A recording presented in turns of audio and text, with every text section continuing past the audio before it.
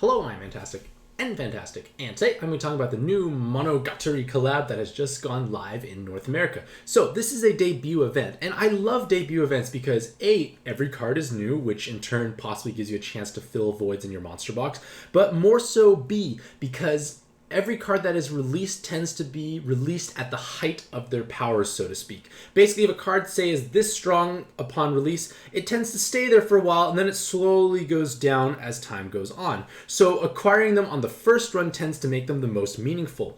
And in addition to that, Gung Ho has given the vast majority of these cards the new Enhanced Combo Awakening, which in my opinion is the most overtuned offensive awakening because it grants the entire team additional damage with every subsequent combo of the same color.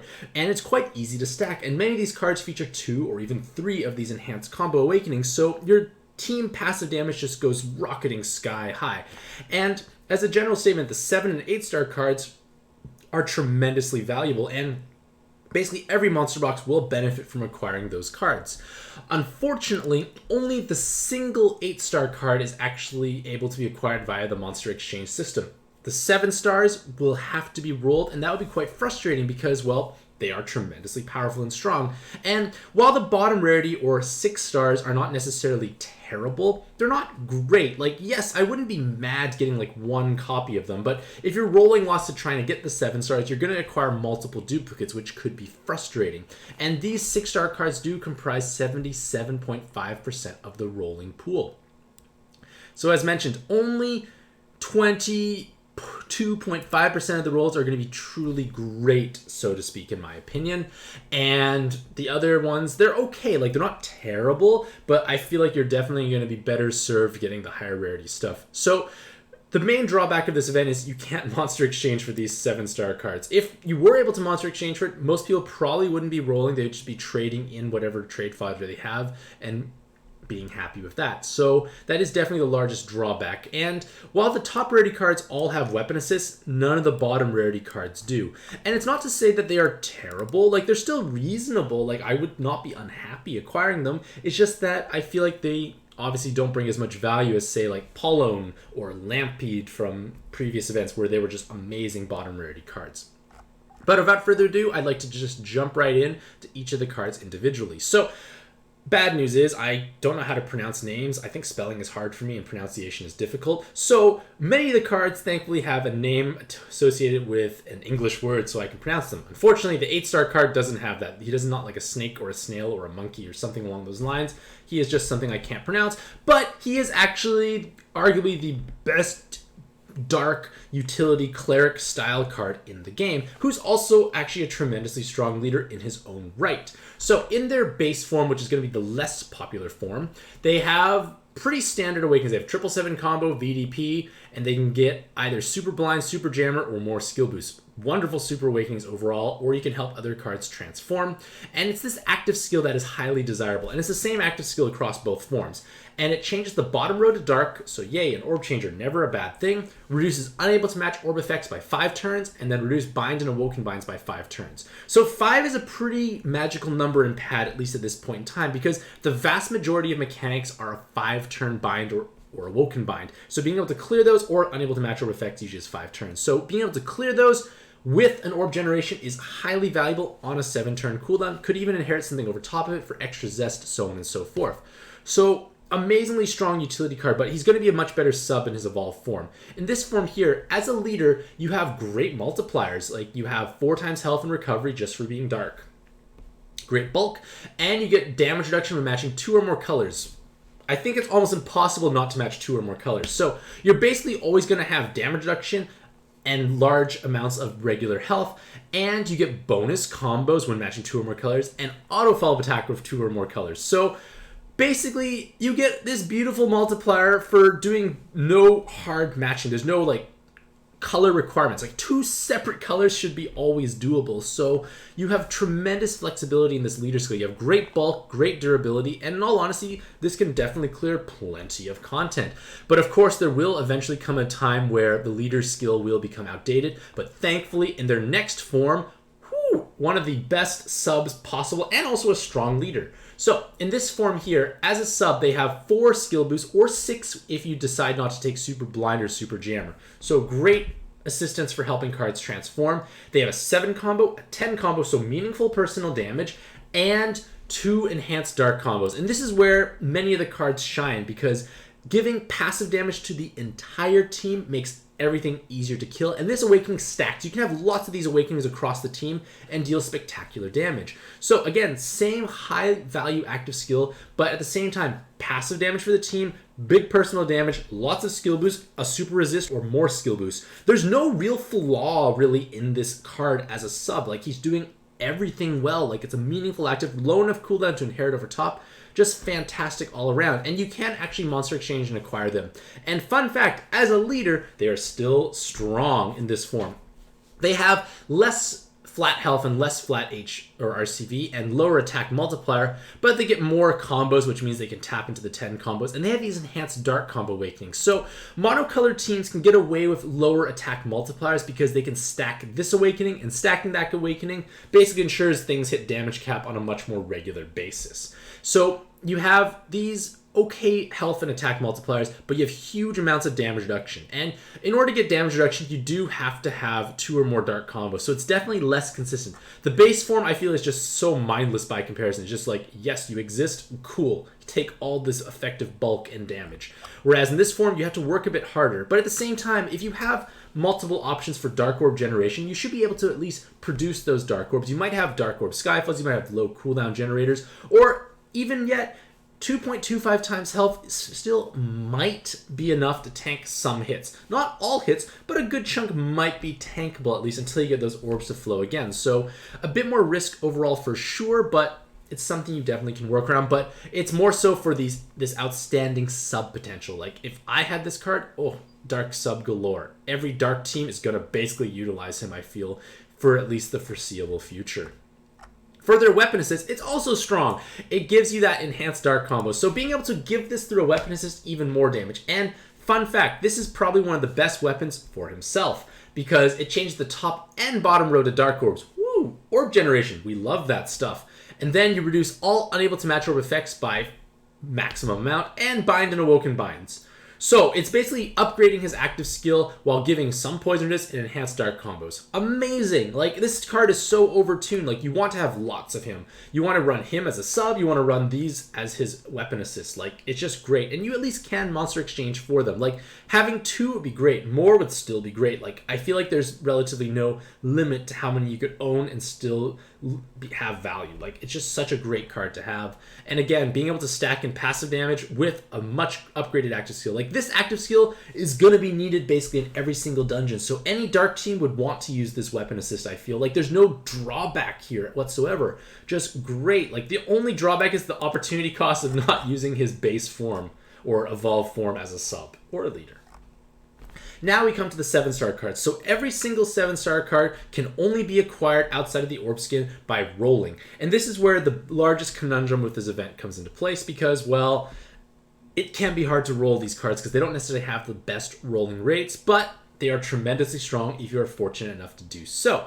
So this girl here, I can't pronounce either of those words, but thankfully she says crab some point in her name, so I'm going to call her Crab Girl. So Crab Girl, in her base form, has huge attack stat, and she has large amounts of personal damage when below 50% health. So if you are able to build a team of water cards with large amounts of attack well below 50%, this definitely could be meaningful.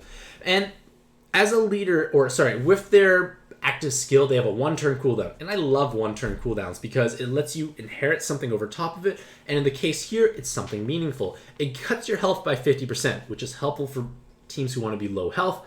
You get negative orb movement time, which means you overwrite time debuffs, and you generate 3 water orbs from non-hard orbs. So a bit of extra orbs flowing in, never a bad thing.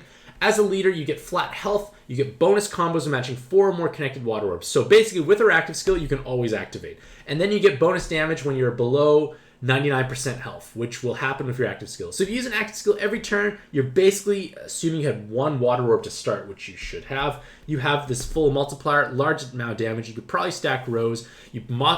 There's a chance you could make a farming team 4 here, but at the same time, her evolved form is much stronger, and if you already have other farming style teams and solutions, her value in her base form would be much lower because, with her evolved form, she becomes a wonderfully strong leader and a reasonable sub as well. So as a leader, she has 777 combo with that huge attack stat, so great personal damage.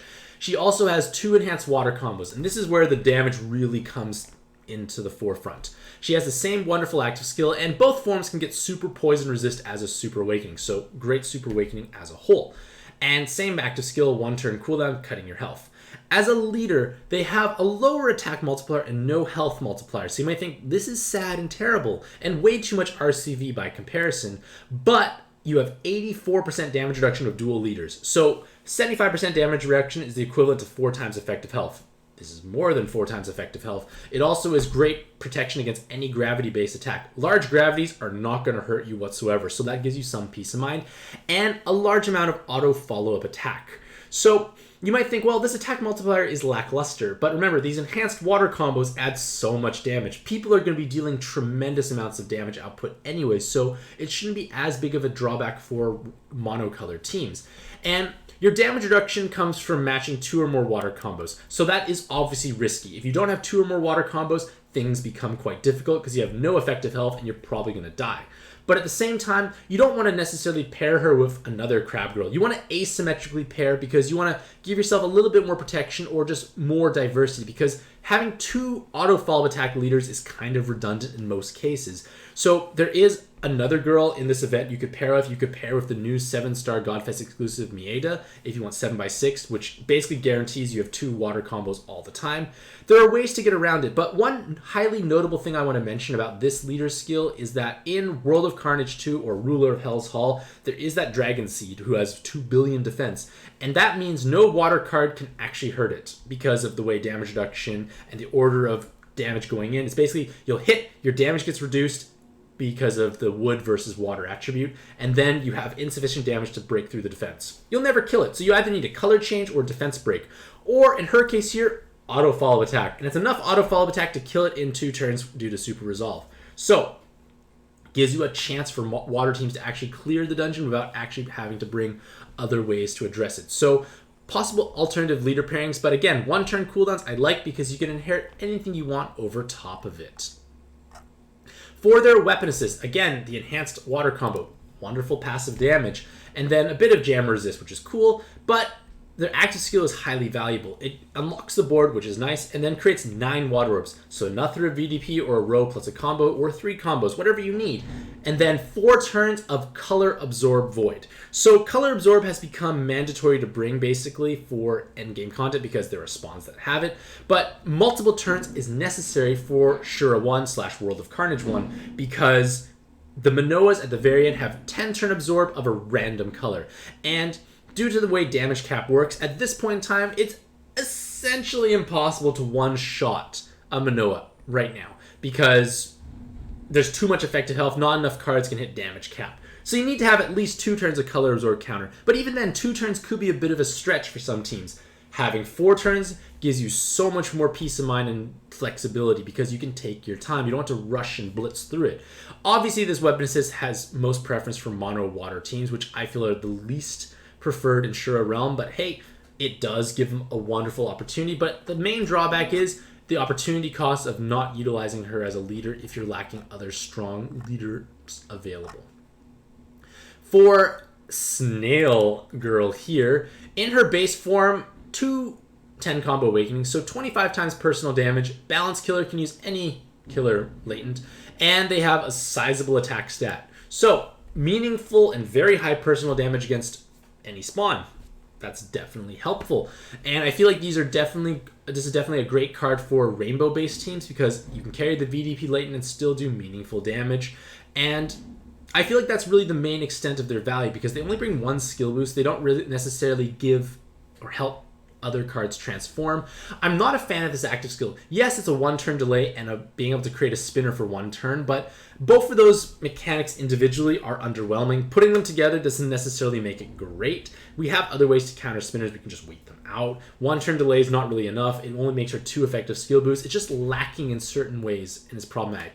As a leader skill, she boosts balance types, but we know Valentine's Ideal is kind of the queen of balance types. And you need to match Rainbow, and Rainbow teams really need to have big multipliers. So you're just basically outclassed by Valentine's idea as a leader. It's not very great in this form. I much more prefer her evolved form because it's a strong leader pairing with another 7-star card in this event, but it makes mono light teams happier because of these enhanced combo awakenings. So she gets 5 skill boosts, so there we go. We can transform more easily, and you still have this underwhelming active skill, and the leader skill has nice multiplier numbers. You have fixed movement time, so time debuffs are irrelevant, and you need to match 2 or more light combos, but even without the 2 or more light combos, you still have nice health.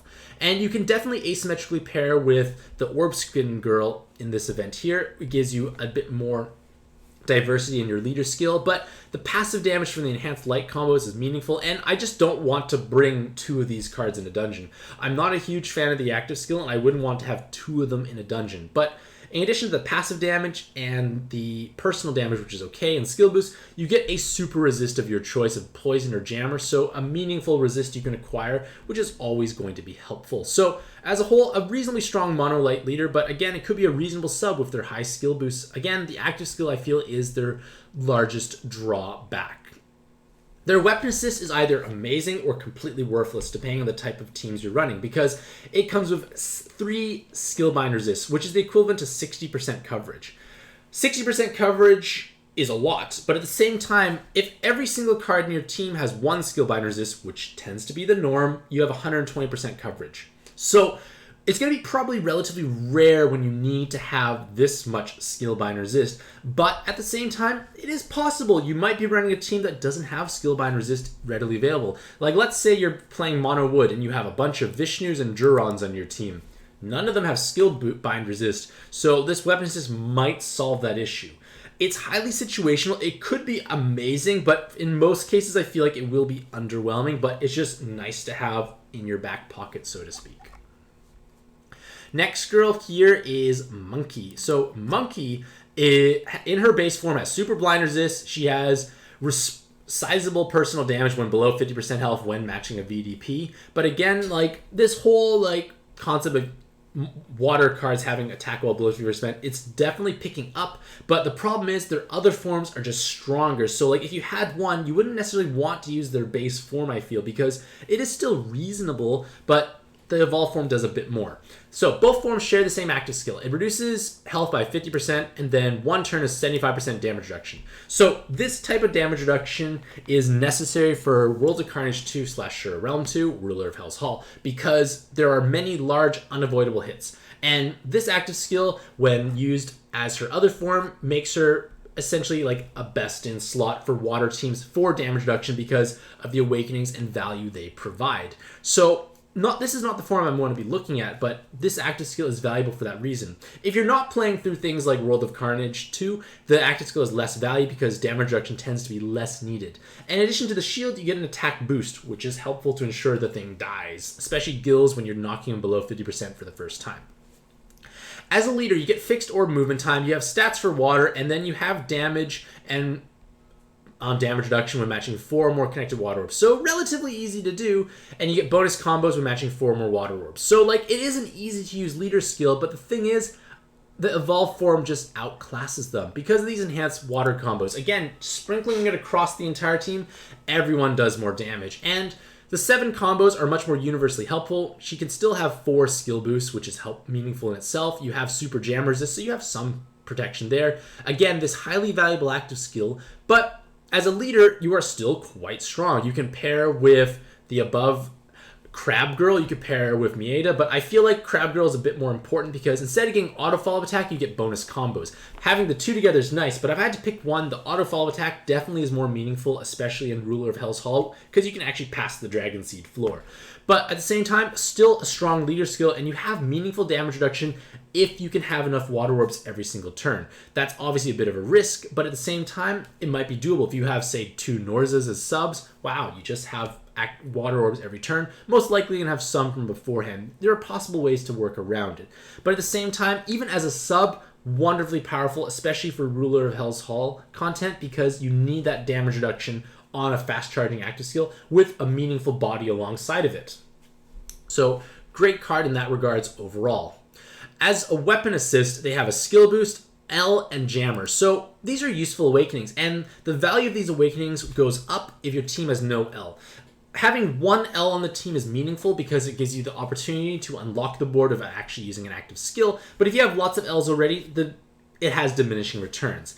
And then the active skill itself tied to here is okay. It gives you an RCV debuff, which means you can override other debuffs, but it gives you the ability to bypass void, damage, void effects. So void, damage, void is the gray shield. It can be countered via VDP, countered via the VDP latent. There are ways to get around it. We have other active skills like, say, Alj if you want to use as a fast cooldown. There are ways to overcome it. But at the same time, it is possible you are running teams that don't have good solutions, or you're running Rainbow and you just don't have access to the VDP latent, or other cards like Alj, Fagan Rai, or Dire who have void, damage, void. And even my mono wood teams, at least prior to rolling, maybe I'll get luckier, but I don't have Albert. I have Alj, and Alj is kind of how I'm getting by voids. Zila, I feel like, doesn't do quite enough, so like it is possible you might find a way to utilize this weapon assist for monocolor, but I feel like it's still kind of situational. But then again, it's got a low base cooldown, so that in itself could be meaningful. Just be aware that you actually disable the ability to use active skills after using this active. So make sure you use the other actives you want to use prior to touching this active skill. Next, we come to Snake Goddess. And I am born in Year of the Snake, so I like to think I have a higher chance of rolling her. But Snake Girl is one of the best leaders in the game at this point in time. So, in her base form, pre-transform, she has 2 skill boosts and skill bind resist.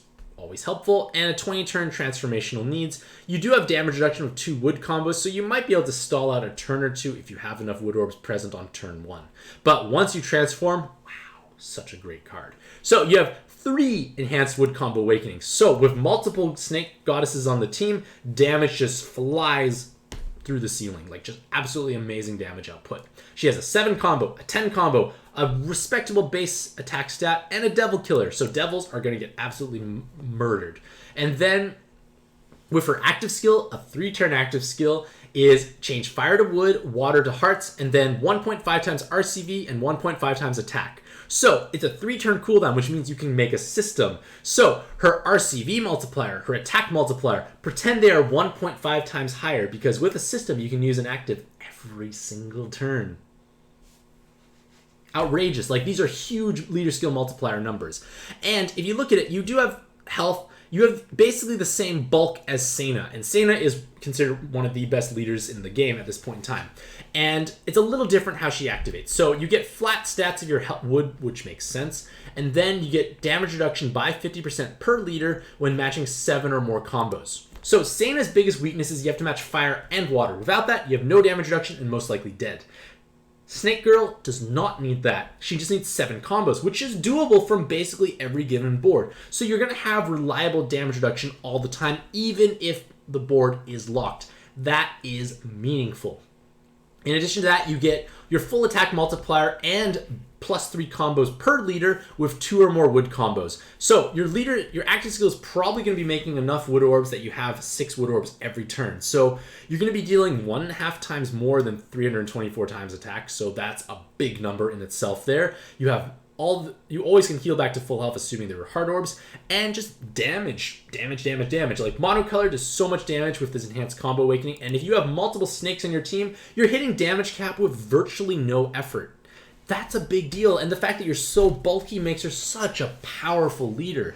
And obviously the dream is you can make a system, but even if you can't make a system, you're still such a strong card. And if you are fortunate enough to have, say, New Year's Artemis, you can asymmetrically pair with a friend's Snake Girl. New Year's Artemis needs to make 2 wood combos to really shine, but Snake Girl gives you the damage reduction with 7 combos. Artemis gives you some flat HP, but damage reduction with with less combos as well. So you have bulk. Obviously, double Snake Girls are better. Multipliers are stronger. Artemis is better off as a sub, but if you are lacking all the possible options in the game, it's a great opportunity for you to have overall. And I've even seen some people pair with Albert for a larger board.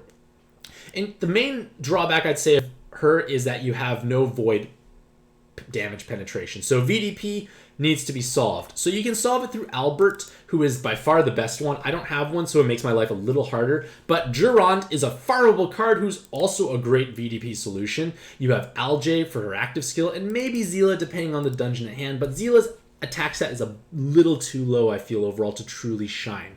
But maybe with all the damage output on the team with the enhanced wood combos and the attack buff possibly, it may be enough anyways. Again, you need to try and tinker and experiment. But either way, tremendously strong card, and the biggest drawback is no VDP, and, well, we have to roll. We can't monster exchange for her, unfortunately.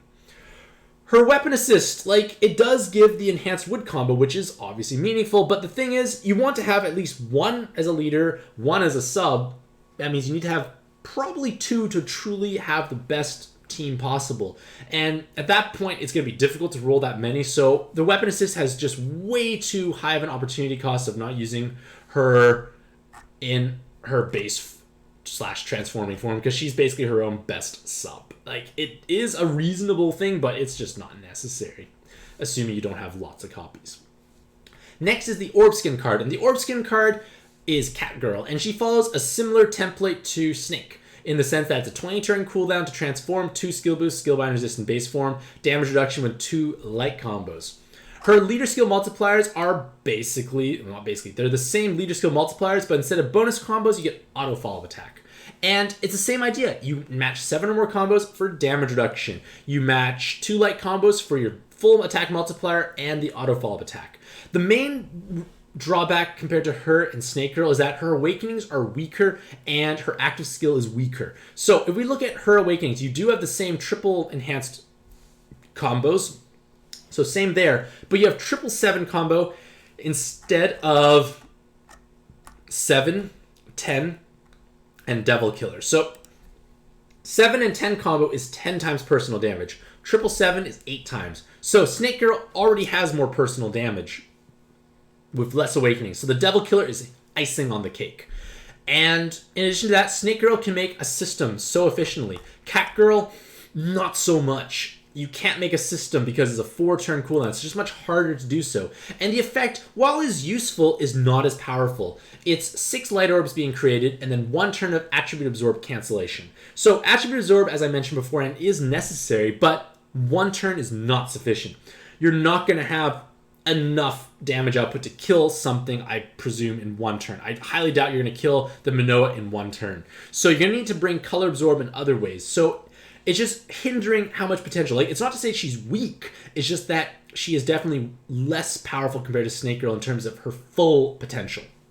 So just keep that in the back of your mind. And dual leaders is not as great because all that auto follow attack is truly not necessary, I feel, at least. So you're going to have a bit of issues in that regards there because, well, you want to asymmetrically pair, but we don't have any truly magical pairings. We could pair with Snail Girl, the light 7-star in this event that I talked about earlier, possible pairing. And if we get Marvel Collab, there are strong pairings available there, but if we don't get that, it's going to make her value a little less. But at the same time, you can still clear lots of content. Like, I honestly feel like these cards are quite overtuned from a leader skill point of view. Like, you can definitely smash through Shura 1 with relative ease, assuming you have a respectable team to build together. Just be aware that she also lacks VDP, but you'll probably have other solutions for that in your monster box, hopefully.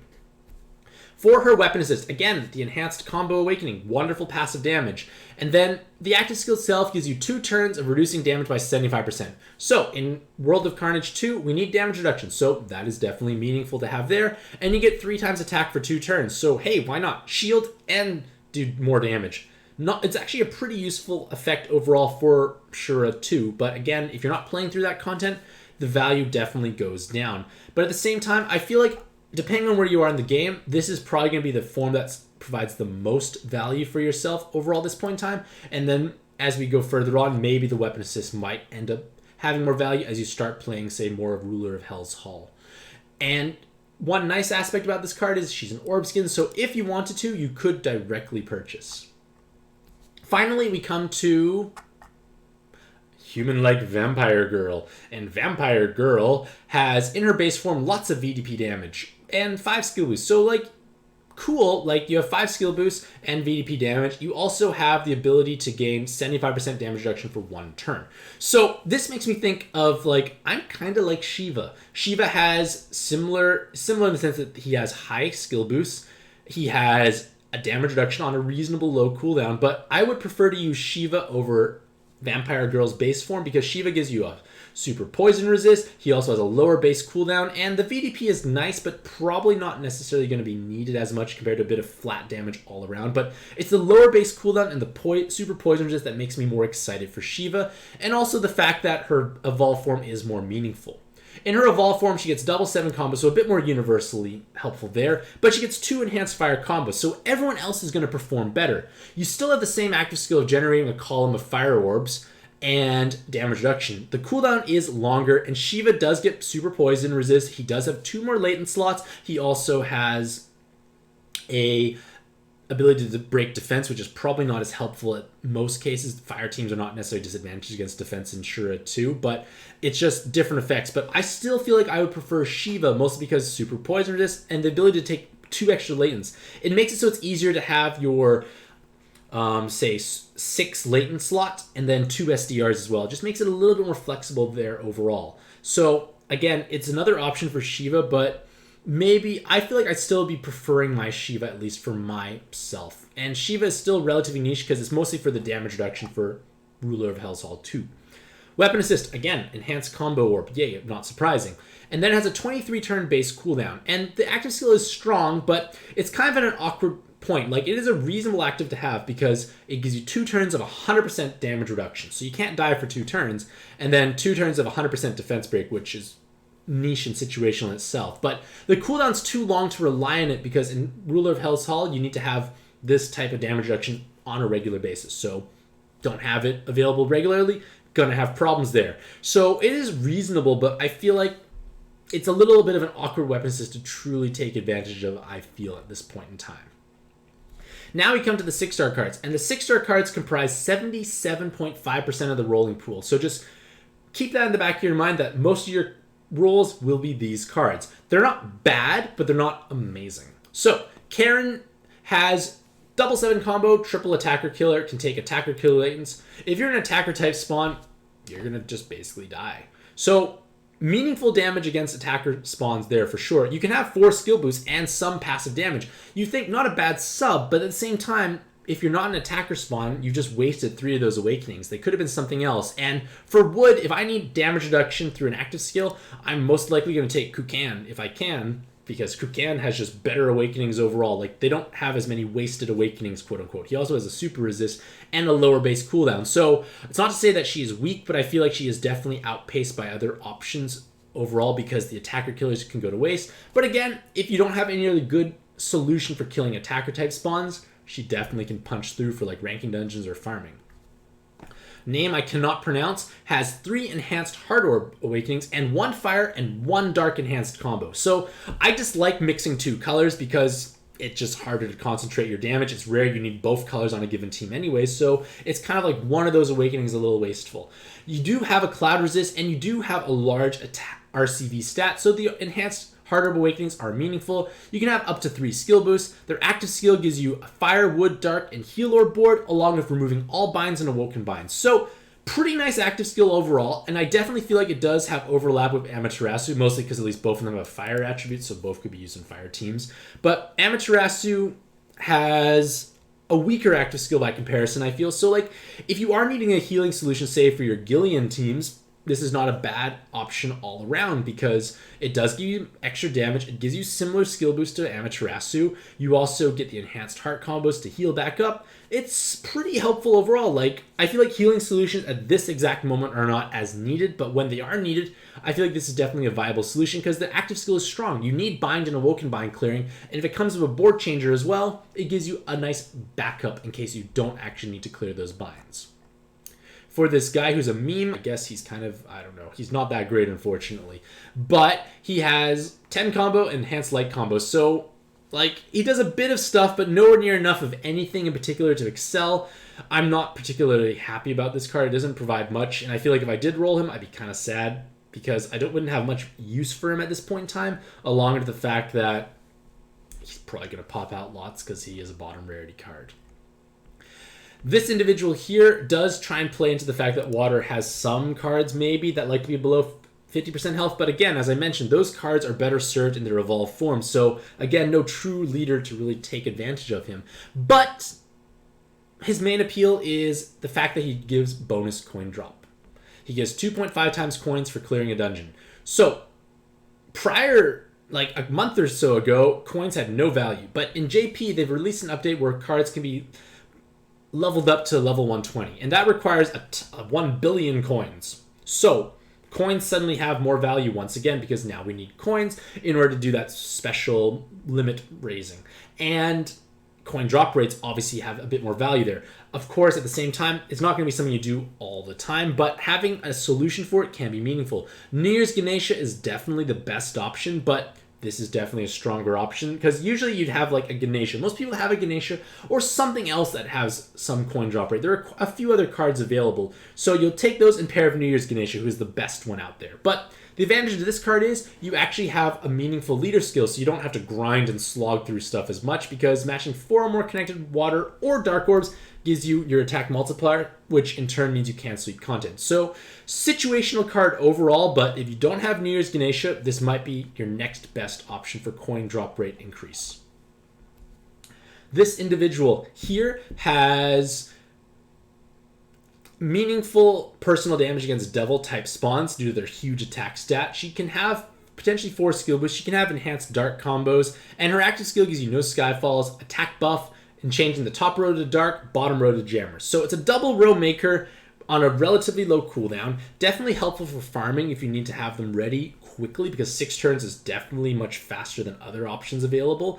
And the main benefit of using double row makers is that if you use them in conjunction with a mono board changer, you create an 18-12 board, or in this case here, 18-6-6. And that pattern can be easily rearranged into whatever you need. It could be VDP, it could be multiple combos. Point of the matter is it's predictable and you get exactly the same result every single time, so it has that peace of mind. With that being said, I feel like she mostly is a double row maker, like maybe as a budget solution if you need to have some skill boost for mono dark, maybe, but there are definitely stronger options out there overall because she's not addressing or countering mechanics. So like it helps if you counter something, and in this case here that's not going to happen. So she is still useful, but at the same time, it's a bit more situational. And again, the value definitely goes up if you have no other double row makers. I can't pronounce another name, once again, big surprise, but they have triple physical killer. So physical type spawns with physical killer latents and big attack set obviously get pounded, but it's highly situational where you actually need to use them, and their active skill creates 7 wood orbs, locks the board. So again, if you need to lock the board and counter spinners, it's a niche situational thing to have, but I feel like it is exactly that, situational. You're not going to use it that often, and as a whole, this is the definition of a situational card. Your active skill might be useful in certain scenarios. You're good against physical spawns, but you're not going to be bringing this card out on a regular basis. So reasonable thing overall, but I wouldn't be using them that often, I feel. And then finally, we come to a girl with a hat. So girl with a hat has a 10 combo potentially, so they could have meaningful damage on, say, Snake Girl teams where you actually hit 10 combos. You have enhanced wood combos, you have God Killer, Devil Killer, so you can do meaningful damage against those spawns, and you do have a 7 combo base cooldown, so reasonable stuff overall, but at the same time, do you need to have another damage card on a team that's damage capping all the time? She's not bringing other metrics to the team that solve mechanics necessarily. Like she changes a column to wood, a column to hearts, orb changer, and then haste. You're not countering mechanics. She doesn't have resist. She doesn't have a huge number of skill boosts. She's like 3 effective skill boosts. She's okay. Like I feel like it's more of like a budget solution. If you don't have other good subs to stick on a team, you could bring her along. But if you have other things around, like say you farm Durons, I feel like I would prefer to use Durand as a sub overall. So one thing I guess I want to mention is that she does have skill bind resist. So Duran and Vishnus don't have skill bind resist, so it might be helpful. But again, I'm less preferred to use them.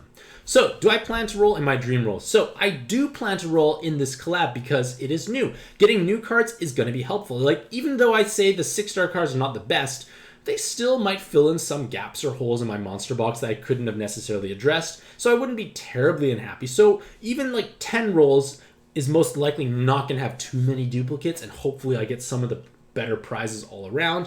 But overall, my dream 8-star card is the default one. There's only one card available, and even getting multiple of him is a great thing.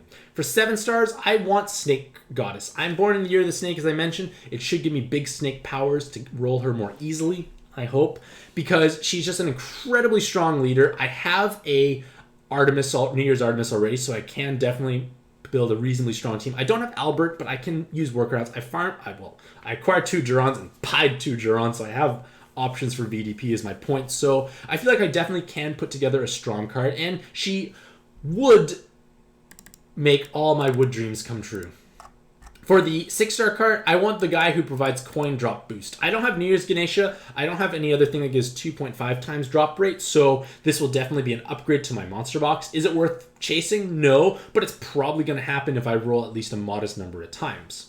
So, in conclusion, the Monogatari, hopefully I said that one right, is definitely a top-heavy affair, and the fact that we cannot monster exchange for the 7-star cards means we have to actually roll lots. But at the same time, if you have a reasonably well-developed box, rolling in here is going to probably be meaningful, because getting any of those 7-star cards is most likely going to advance your progression in the game, because they are such strong cards all around. They're great leaders and great subs, and even weapon assists to fall back on when they kind of age poorly. So with that in mind, let me know what you think about this event in the comments below. Do you plan on rolling heavily? And if you did roll, or you do plan on rolling, let me know what you're trying to acquire.